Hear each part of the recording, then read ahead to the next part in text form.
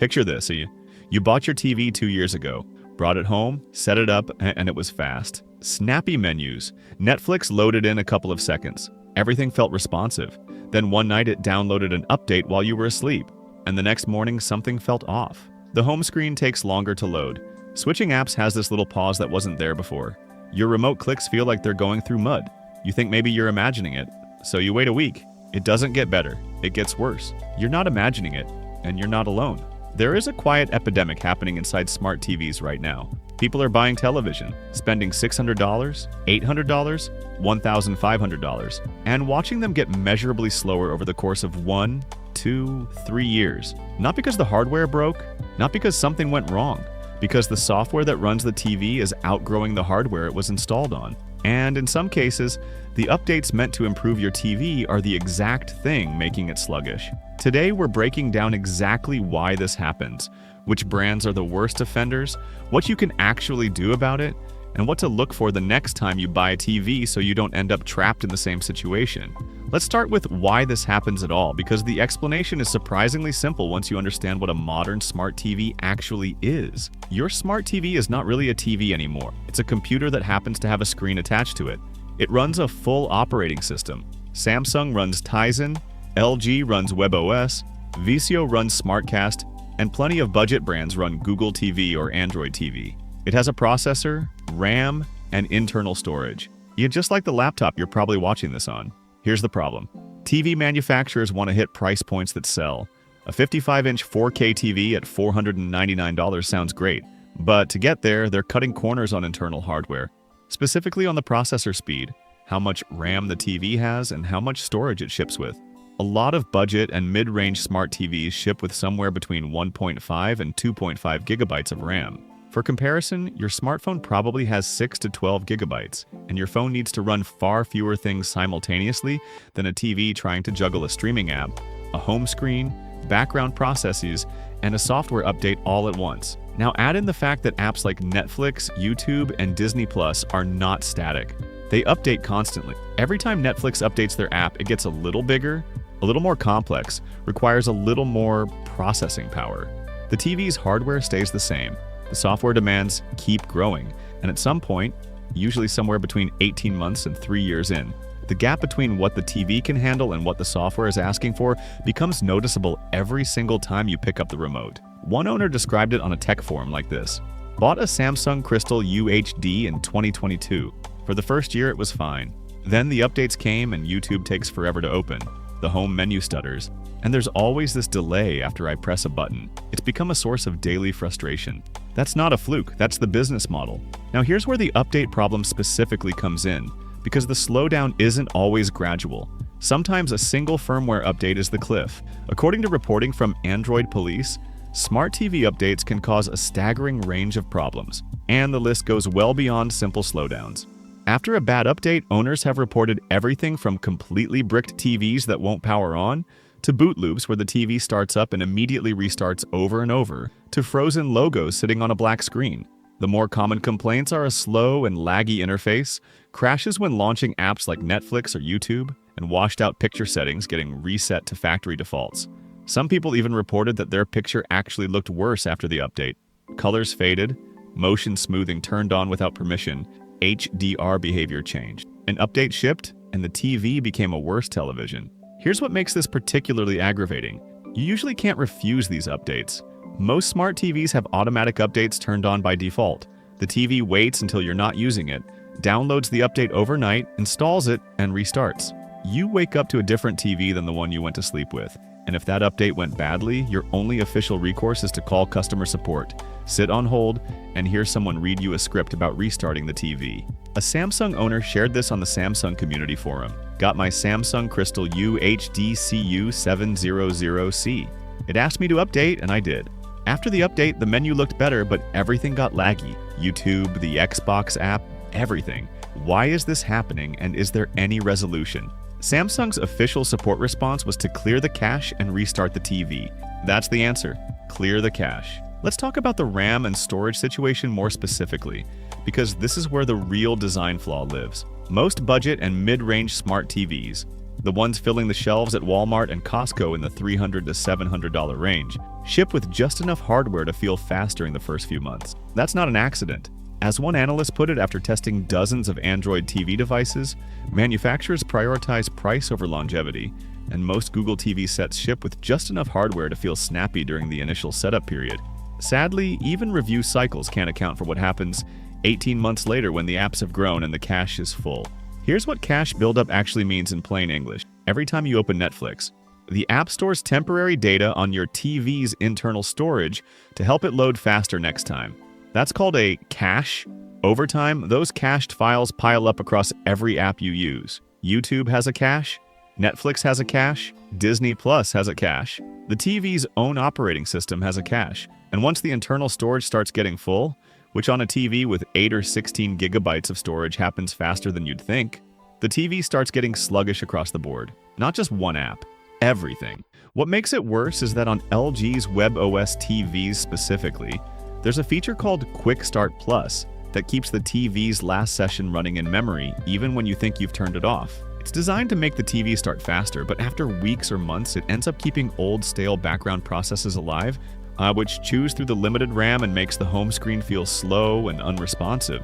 Users on LG forums describe this exact pattern. The TV gradually feels like it's getting slower over time, even without a specific update to blame. One LG owner in a forum thread summed it up this way: "My LG OLED home screen is laggy, settings takes forever to open, Netflix freezes. I see a message that says free up more memory on a $1,500 television. This is embarrassing." And get this, the problem is even worse on budget Android TV sets, which have become extremely popular because they're cheap and available everywhere.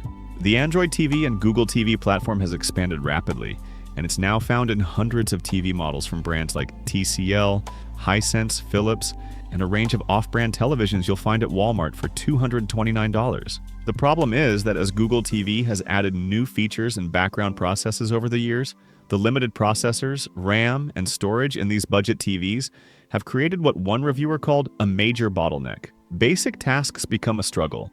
The TV was designed to handle the software as it existed when it shipped. It was never designed to handle where the software would be 2 years later. And here's the part that should genuinely make you angry. The TV manufacturers know this. They know the hardware spec they're putting in. The TV will not comfortably run the OS 3 years from now. They ship it anyway because hitting a $299 price point sells more units than building something that lasts. The hardware cost to add meaningfully better RAM and storage is estimated at around $10 to $20 per unit. That's it. They're choosing not to spend it. A viewer shared this experience on an AV forum. "My 2014 Samsung was running fine for years. Then the last update in 2020 destroyed it. Fast actions in the menu cause crashes. Read on multiple forums this is how Samsung works. Never buying Samsung again." And on Hacker News, a post about a Samsung TV getting progressively worse with every update drew dozens of similar responses. The headline of the thread was just, "Samsung product lifecycle support seems like planned obsolescence." Let's be fair for a minute, because not every slowdown story ends in disaster, and not every brand handles this equally badly. The best smart TV platforms right now in terms of long-term performance are Roku and Amazon Fire TV. Not because the hardware inside Roku TVs is dramatically better, but because the software is leaner. Roku's operating system is purpose-built to be lightweight. It doesn't try to do as much as Samsung's Tizen or LG's webOS. That restraint is actually a feature. Roku TVs tend to stay responsive longer than their Samsung and LG equivalents because the OS isn't constantly expanding. Hisense's Google TV sets, models like the Hisense U6 series around $400 to $500, have received generally decent long-term performance reviews, particularly compared to cheaper Android TV devices. They ship with slightly more capable processors than rock-bottom budget brands, not immune to slowdown, but better equipped to handle it. TCL's Roku TV lineup is worth calling out positively here.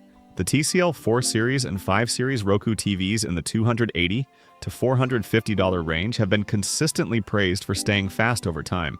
The TCL 55S 455, for instance, has a strong track record for responsive performance well into its second and third year of use. That's directly attributable to Roku's lightweight OS.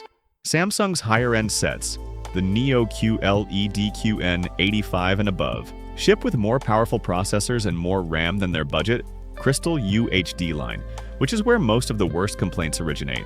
If you're buying Samsung, the Crystal UHD line is where you're most likely to run into performance problems 18 months in. The Crystal UHDs at $429 to $599 at Best Buy are consistently where the "My TV got slow after an update" threads live online. Here's a question a lot of people ask once they realize their TV has slowed down. Is there actually anything I can do? Or do I just need to buy a new TV? The honest answer is, some things help, none of them fully fix it, and none of them should be necessary on a TV you paid good money for. The most effective thing you can do is a full power cycle. Not just pressing the power button on the remote, but actually unplugging the TV from the wall for a full 60 seconds. This forces a complete memory flush and clears whatever background processes have been sitting in RAM since the last time it fully restarted.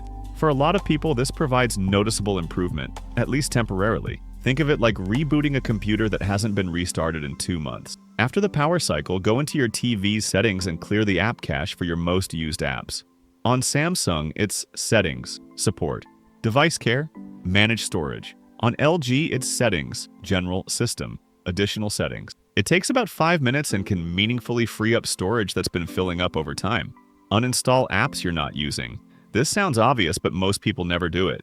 Every app installed on your TV is taking up storage space even when you're not using it, and some of them are running background processes you didn't ask for. And if you're on LG, consider turning off Quick Start Plus. Go to Settings, General, Quick Start Plus, and switch it off. Your TV will take a few extra seconds to start up, but you'll often find the home screen and menus become more responsive because the TV isn't trying to maintain a stale session in limited RAM. One longtime TV owner described doing all of this on a forum. Unplugged my LG for a minute, cleared every app cache, turned off Quick Start Plus, uninstalled 8 apps I never use. The difference was real. Not like new, but usable again. I shouldn't have to do IT maintenance on my television, but here we are. Here's the harder truth though. If your TV is 3 or 4 years old and running a CPU that was already barely adequate when it shipped, these fixes buy you time. They don't solve the root problem. The root problem is that the hardware was never designed to run the software it's being asked to run in 2025 and beyond. So, what do you do with this information when you're buying a TV? The single most important thing you can do is buy a TV with more RAM and processing power than you think you need today. You're not just buying a TV for right now, you're buying it for the Netflix app of 2028, which will be larger and more demanding than the Netflix app of today. Yeah, look for TVs that list at least 2.5 gigabytes of RAM in their specs. And honestly, aim for models advertising 3 gigabytes or more if budget allows.